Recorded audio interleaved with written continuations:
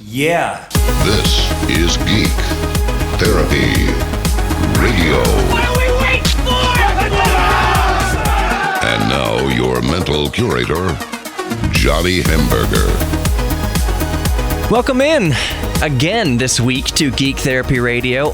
I am your mental curator, Johnny Hamburger, as always, as Rob Wells just announced. And just to cut right to the chase, the other day I was in the kitchen here, the 5th floor kitchen here at iHeartRadio, and occasionally to the left of the microwave there's a pile of CDs that the station is giving away. It's usually the Buzz or Sunny or whatever, giving away just a pile of CDs. Because it's 2019, this makes me feel really old to say, but who needs CDs anymore? We've got Spotify and streaming audio and Bluetooth this and that and MP3s.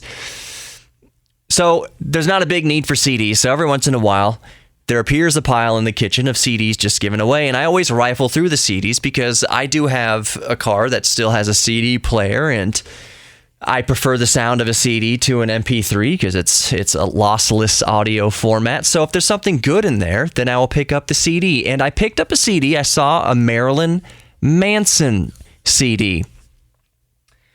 So I picked up the Marilyn Manson CD because it was the best thing in there among the pile, at least to me. I mean, that's completely up to taste. But on that note, on the taste note, I never had a taste for Marilyn Manson. I never went through a Marilyn Manson phase. I was never really into his music. And to be quite honest, for most of my life, I would say that, you know, for most of the time that I knew Marilyn Manson, I didn't have a very high opinion of him. I thought he just did whatever he did for shock value, that it was empty, there's nothing there, nothing to it. He's just being gross and sexual and dirty just for the sake of it. But for those of you who know Marilyn Manson, you know that that's not true. I saw him in interviews, I read up on him, I was curious about him, and what I found was, although I still don't care for the music, I still don't care for the shock value, I respect that there was something he was attempting to do with the shock value, and according to him, it was make people think.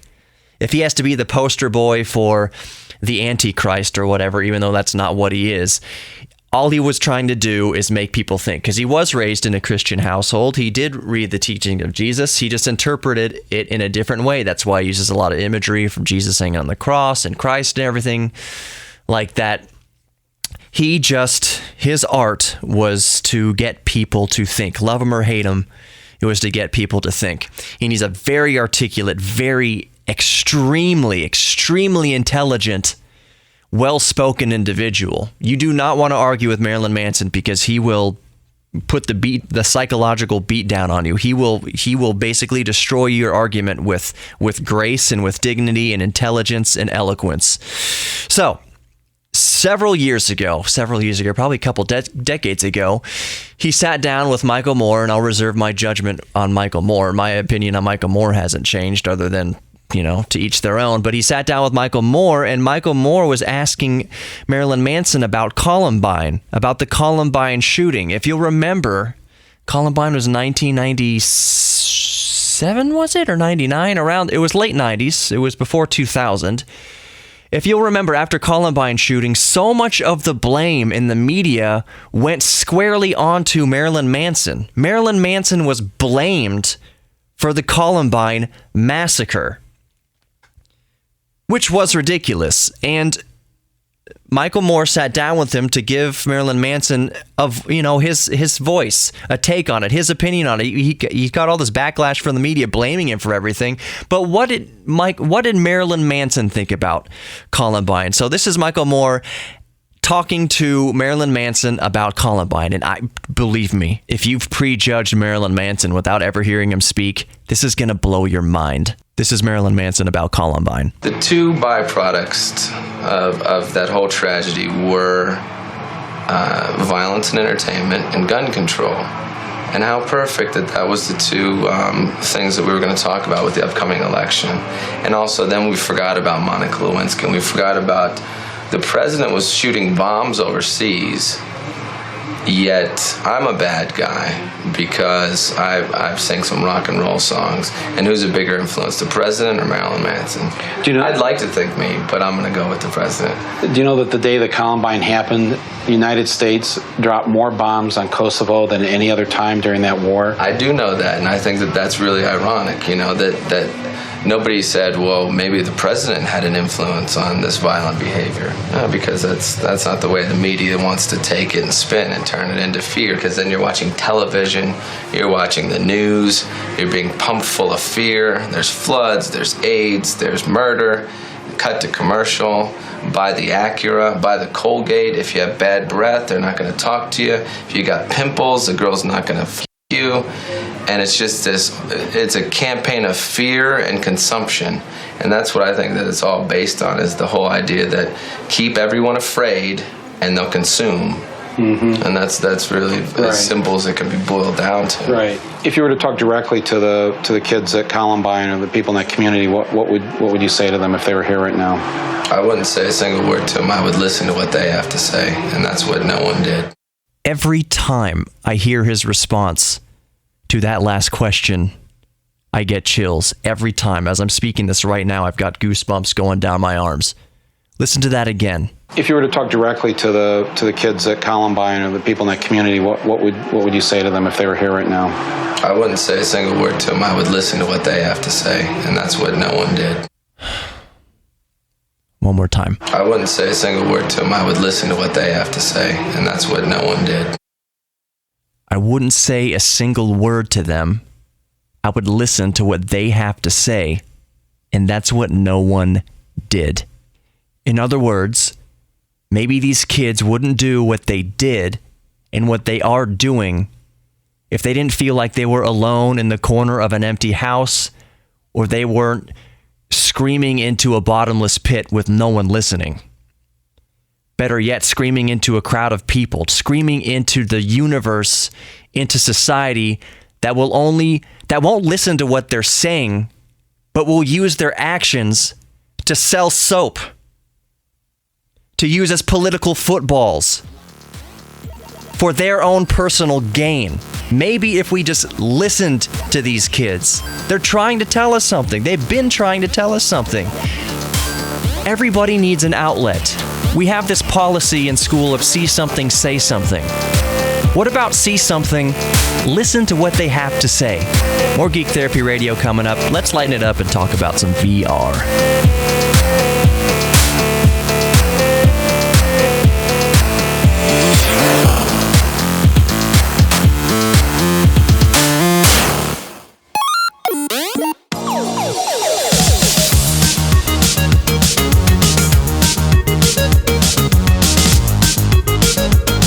Welcome back to Geek Therapy Radio. Mental curator Johnny Hemberger here in the studio. I have longtime friend of the show and friend in real life, Jeremy Benson. You may know him from The Buzz and other various happenings on iHeartRadio. Jeremy, what's going on, What's brother? up? Every time I'm here, it's always a blast. Get to talk a little bit of technology? Dude, Yeah. I'm game. Yeah, so speaking of games, you walked in here and we're BSing as we are prone to do.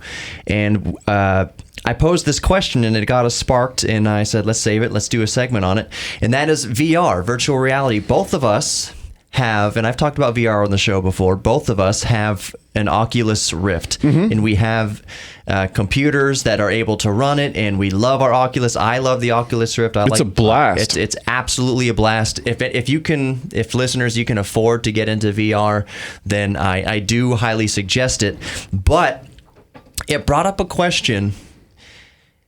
Why, as much as we love our Rifts in this case, and you may have an HTC Vive listener, you have other VR. I'm not talking about the phones that you strap to your face. Like those don't little count. Stupid Google things. That's neat for what it is, but no, we're talking about VR. VR as it was, and I don't want to say marketed, but I was telling Jeremy, think about how long we've had VR. We've had VR technically speaking, since possibly the late 80s, military using it for exercises. Then it goes into the consumer sphere. I remember at David Buster's in the early 90s, mid 90s, having VR setups at David Buster's there in the early to mid 90s. And you think, okay, modern VR, modern Oculus Rifts, modern HTC Vives, you have these high-powered computers to run it all. It looks more real than ever. The visual reality, acuity is very, very good. So modern VR. And you think back, how long have we had that? Oh, we've only had that for a couple years or so. No, we've had modern VR for several years. So why is it? Here's the question. Why hasn't modern VR taken off to the Ready Player One future that it was poised to? This was very exciting tech when modern VR came out several years ago. Why hasn't it taken off? I have my theories, but Jeremy, you had some interesting ideas first. So yeah, I mean, every time at my apartment or my lofts, whatever you want to call it, every time I open up the door and just let people come in, because it's kind of like a dorm there. Yeah.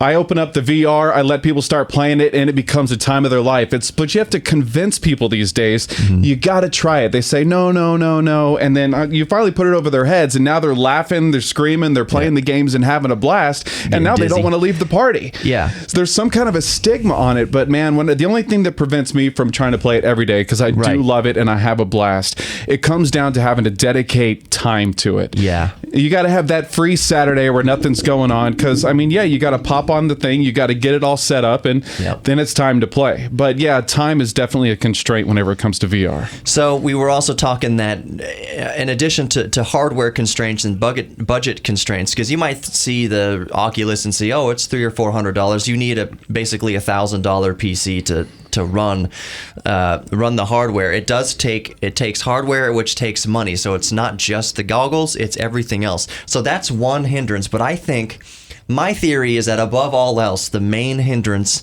is physiological. It goes into what you're saying. It takes time to set it all up, and then once you do set it all up and it's on your face, you have that weight on your head. Everything about VR currently is unnatural to our natural human existence, where we take our sight for granted, we take our hearing for granted. Once you put the headset on, you notice this weight on your head.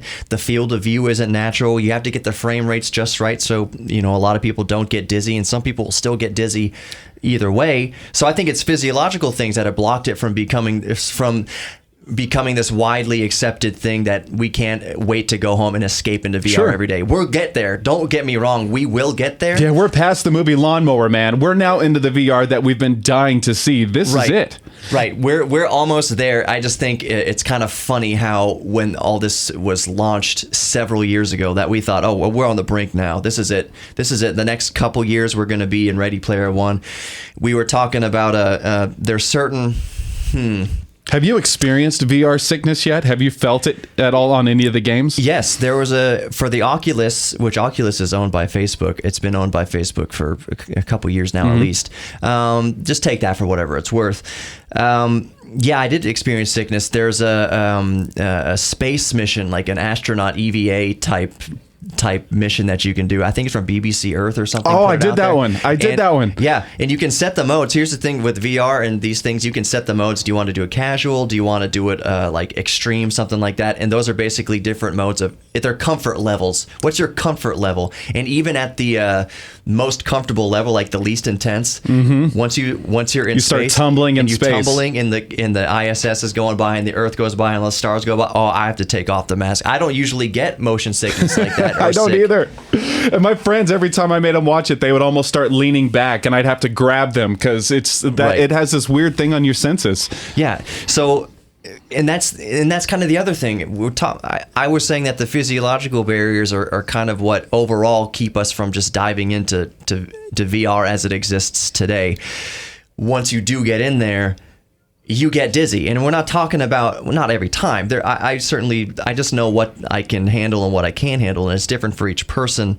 I just know that for that game, I can't handle it. There's some people who look at that game because it's mirrored on the TV. Sure. And people sitting on the couch have to look away. Yeah. Because the movement on the screen. So them just watching someone else doing it in VR. So let's say someone gets the VR, they strap it to their faces, they're all in. they might be so sensitive, no matter what the frame rate to the eye is. Sure. No matter if it just looks fluid and looks like real life, it all adds up for some people, for a lot of people, to a very uncomfortable experience. I wear glasses. I'm thinking about getting contacts just for VR sessions.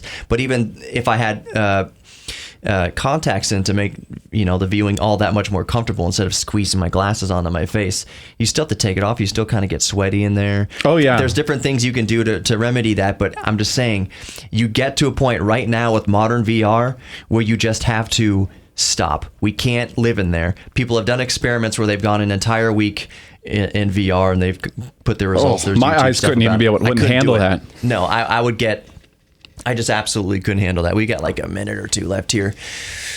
So I don't know. I kind of want to get your input. What do you think the timeline is before we get to not necessarily a Ready Player One type of world where we just live in it, where our currency and all our social interactions and everything is done in VR, and we take off the mask and society is dystopian and it sucks and all that kind of stuff. Can't wait. I'm not being doom and gloom. I have more of an optimist outlook on the society part. But how long do you think before we get to just get off work and get in VR and stay in there for 16 hours until you have to go to work again? I know there's probably already some people doing it right now that live in it, and that's their real life. I mean, heck, you had World of Warcraft where people are living in that and sort of getting married in that. So I think it sort of exists in a stigma of getting lost on the internet, but I think it exists, but not to the standard level where we're thinking Ready Player One. So when do you think VR is going to be this ubiquitous, all-encompassing activity that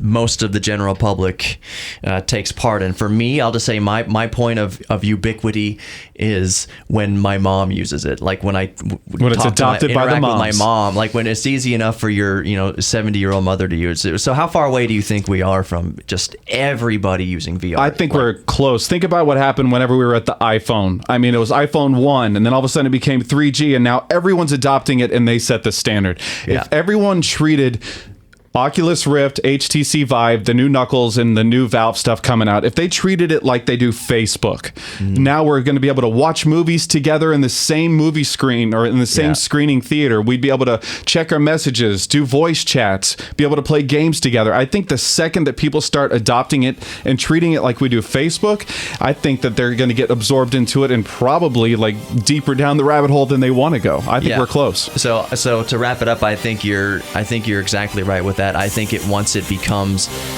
much easier to use, once you eliminate even half of the setup time, eliminate half of the hardware requirements, I think that's at the point where VR is probably going to start steamrolling. And on that note, thanks for joining me, Jeremy. Dude, it's always a pleasure. Thanks for having me. Yeah, more Geek Therapy Radio coming up. Thanks for stopping by, and I'll see you in a couple minutes.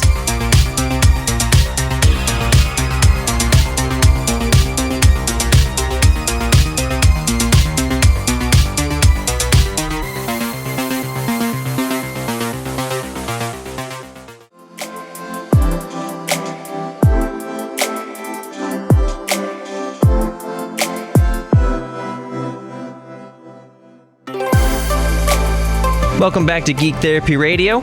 If you're just tuning in, I am your mental curator, Johnny Hemberger. So far on the show, we've talked about Marilyn Manson and his opinions on Columbine, since he got so blamed for Columbine. It was nice to hear his take on it. And if you haven't heard his take on it, it's several years ago. I mean, him talking about Columbine, this is from well over a decade ago. But I have a feeling that most of you haven't heard it, that most of you might have this loose recollection that, oh yeah, Columbine, I remember it being blamed on Marilyn Manson. Well, have you ever heard Marilyn Manson's rebuttal to that? It's striking, and it almost makes society, it feels like I want to put my tail between my legs. If it doesn't make you want to put your tail between your legs, I guess that's on you, but it's very poignant. He's very eloquent. He's a very intelligent speaker. So I talked about that in the first segment of Geek Therapy Radio. Second segment here, we just talked about virtual reality and the future of VR with my buddy Jeremy Benson. In this segment, I might want to talk about a couple things, or just one thing, but I definitely want to start out with this theory. It seems that it's a popular it's a popular idea among a lot of people today to quote unquote hate humanity. I hate this term, faith in humanity restored, or this restores my faith in humanity. It should have never have gone anywhere in the first place. And what a sad tragedy that your faith in humanity has been so reduced by either picking and choosing specific stories that only showcase the depravity of humanity versus the onslaught in the vast majority of stories of humanity that are indicating that humanity is mostly good. Because that's my theory, that humanity is mostly good. By and large, far and away, most people are good people. If you have 1,000 people, 990 of them at least, 900 of them are going to be very good, decent people. And then the other 100 people left over, there'll be varying degrees of buttheadishness, leaving one or two actually murderous or without morals altogether. But for the vast majority of people are good. It's just that you don't see that. That's not sexy news. Anytime you turn on the TV, like Marilyn Manson was saying, it's violence, it's drugs, it's AIDS, it's murder, it's people being terrible to each other. It's people not embracing their geek thing. So they act out and they lash out. So that's all the stories we see. You turn on the 6 o'clock news, it's 10 horrible stories of assault, and then one little fluffy, oh, look at this cute kitten that was saved from a tree. That's a very standard formula in news and local news and national news and global news. It's all the terrible things. You know why? You know why that is? And it's not just because of what Marilyn Manson said. It's just to keep you glued and institute this feeling of fear to get you to stay to the commercials, so you buy the Colgate and buy the Acura and buy the pimple cream. They pick and choose those stories because those are the rare stories. It seems like it's all around us. It seems like the world is nothing but tragedy and destruction and people being terrible to each other. But the fact is, the reality is that far and away people are good to each other. And that these news stories of all the death and destruction, that is picking out the death and destruction, because the death and destruction is rare. It is the rare thing to report. So don't let it cloud your judgment or take on the ridiculous notion that humans are terrible and humans are evil and humans do no good and humans are terrible to each other and everybody's just out to screw each other over.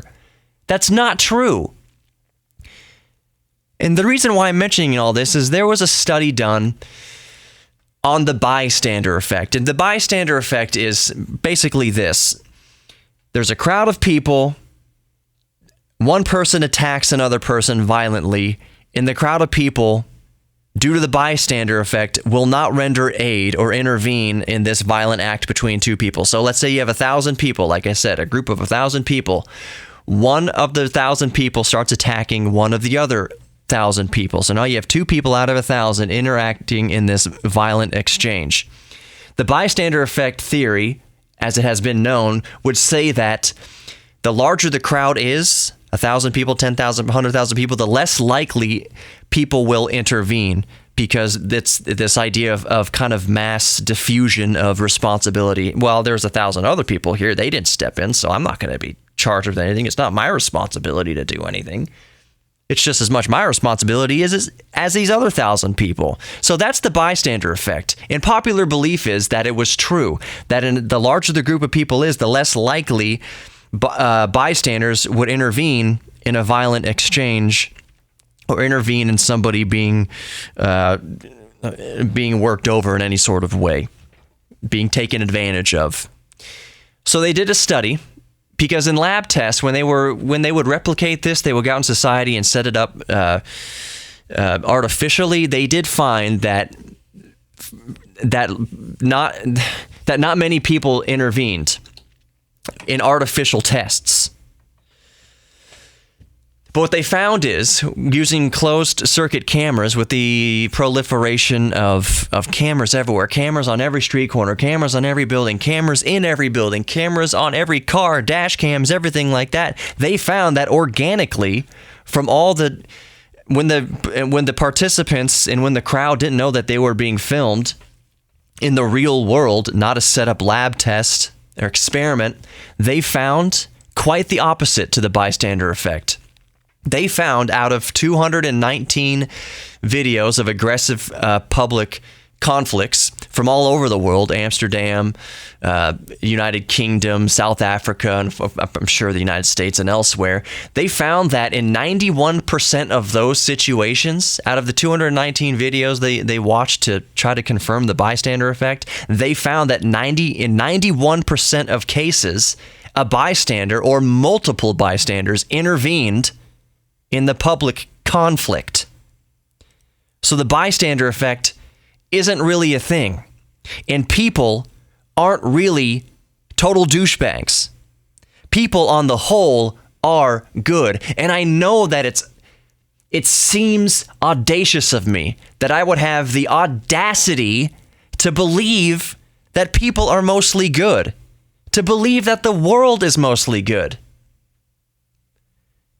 One of the things we were talking about in the past segment, even with VR, is how, in Ready Player One, which I love the book, I liked the movie,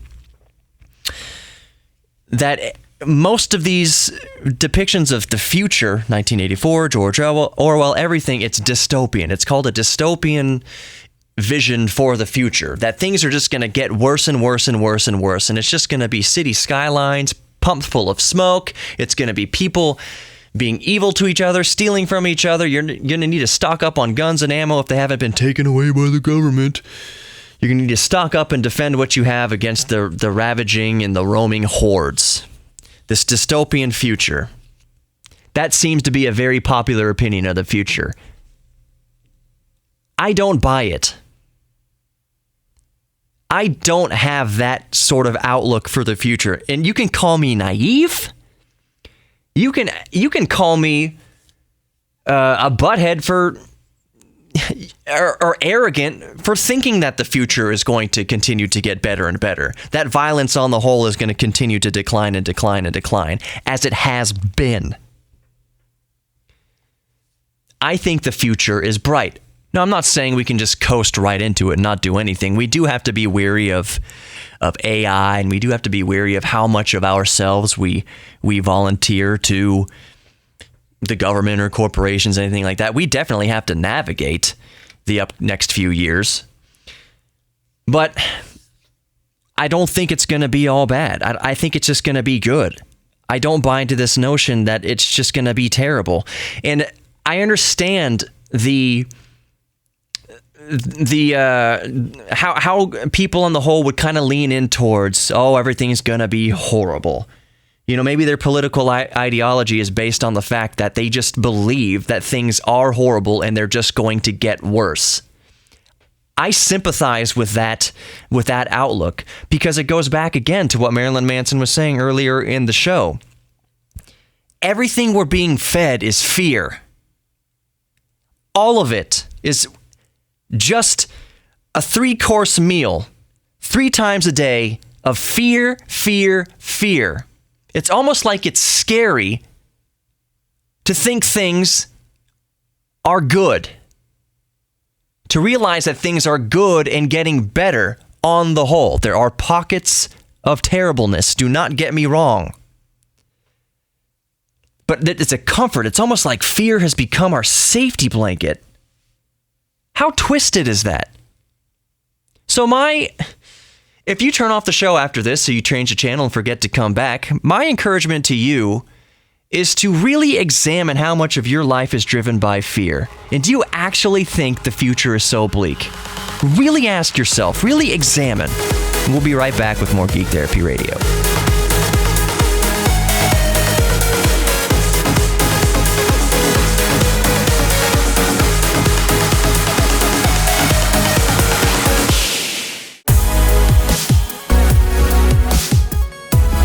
Welcome back to Geek Therapy Radio. I'm your mental curator, Johnny Hemberger.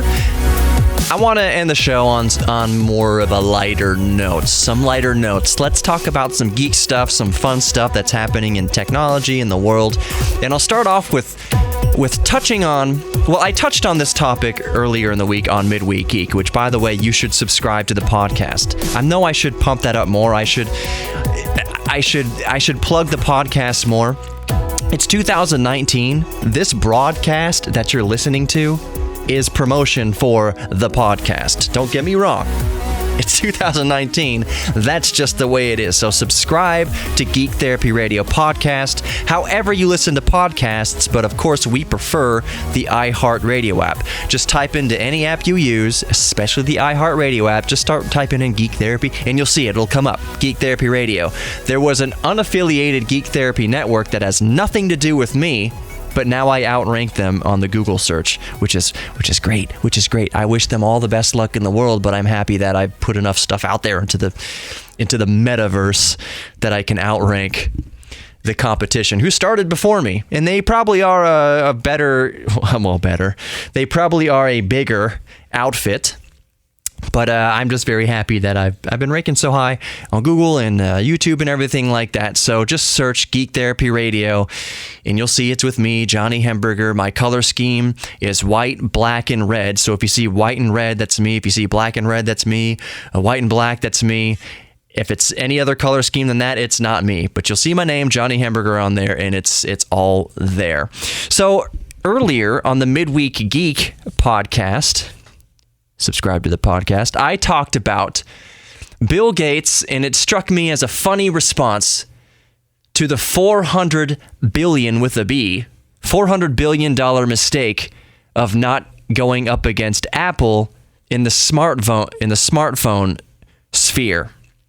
That Microsoft's response at the time after the 2007 keynote in which Steve Jobs unveiled the very first iPhone, which was the very first touchscreen, user-intuitive smartphone.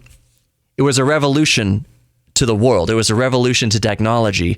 And there was the two distinct responses from Microsoft and from Android. And to briefly recap, Bill Gates at the time, 2006 is when he announced, I believe, that he was leaving as CEO for Microsoft to retire and do everything with the Bill and Melinda Gates Foundation in Africa and all that, do God's work here on Earth. So he left at around about the time that the iPhone came out. So the new head of Microsoft, Steve Ballmer, his response, the Microsoft response to the iPhone was, this will never get any market share. The iPhone will never become anything. It is not a threat. Versus on the Android side of things, the CEO of Android, I'm blanking out on his name, was watching the webcast as he was being chauffeured in a limo. He made his limo driver pull over during the webcast of the iPhone unveiling so that he could watch the rest of it. And he knew, he made an immediate call to his team. He made an immediate call to change course of Android to go directly against, to compete directly against the iPhone. In the following year, you had Android smartphones because Android knew that, this is before Google bought Android. Android knew that the iPhone was going to revolutionize the industry the same way the telephone itself revolutionized communications, the same way radio revolutionized communications, the same way TV had an impact on mass communications. He knew that the iPhone was the next big thing. It was electricity. And how Bill Gates always thought back to that, how Microsoft made a misstep. It's still Bill's company. He started the company. And that his response to effectively losing out on $400 billion was, oh, well. I mean, what else could you say? And yes, Windows did have smartphones, but how many of you had a Windows phone? I had a Windows phone. It was terrible. Windows phones were terrible. They did not take smartphones seriously enough after the iPhone to dig into the market. Whereas before the iPhone, in the tech universe, it was Microsoft and Apple. That was pretty much it. It was always Microsoft and Apple trading blows with each other for that chunk of the market. Computers. So it should have been Microsoft and Apple continuing the trend with smartphones. Instead, it became Apple and Android. Interesting how history works out. Interesting how Bill Gates' response was, oh well, to losing $400 losing out on $400 billion of market share. Anyways, let's move on to something else. That was a long touch. 5 minutes I spent on that. That was touching on it for a long time. The Lightyear, this car, it's the Lightyear. It's called the One EV prototype, and it's really cool. It's an electric car with 58 square meters of solar panels on the roof, of photovoltaic cells. 58 or is it 38? The entire roof of it is solar panels, and they claim that those solar panels will produce up to 12,000 miles of range per year just through the solar panels alone. Now, the real world is quite different than a lab. The 0 to 60 in this is going to be 10 seconds, which I know you're thinking, that sucks. Well, I mean, it's pretty good. 0 to 60 in 10 seconds is pretty good for an electric car that will basically make its own energy. In theory, make its own energy. All the stats aside, the big takeaway from this is that the first models are going to cost $170,000. $170,000 for a Lightyear 1 EV. That's when you go back to that, 10 seconds, 0 to 60? No. That simply won't do. As cool as the car is and as much of a boon as it is for electrical efficiency, 10 seconds, 0 to 60, $170,000? No. Scientists have taught seals how to sing the Star Wars theme and Twinkle, Twinkle, Little Star. I'll put the Star Wars theme sung by a seal right here, actually.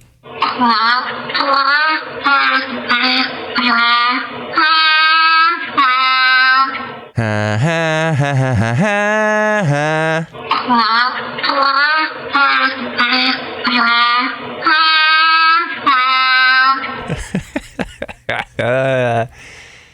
Everyone thought that we could. No one asked if we should. So we're teaching seals to sing and to speak. Turns out seals, certain seals, can imitate human vocalizations and vowel sounds more easily than other animals. And it's actually pretty creepy when you think about it and hear it. It sounds... It's not... I would not want to make that my alarm. Actually, if you're a heavy sleeper and terror is a motivator, maybe you would want that as your alarm clock.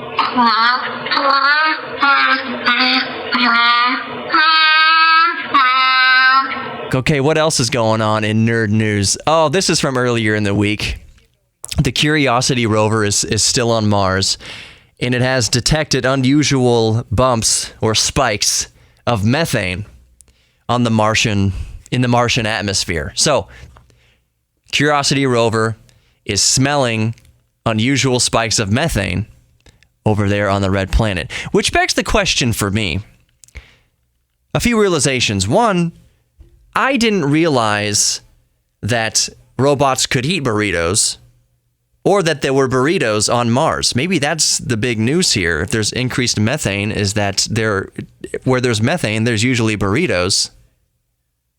Should I drag the stroke out any longer? No, I won't. The Commodore 64 is coming back.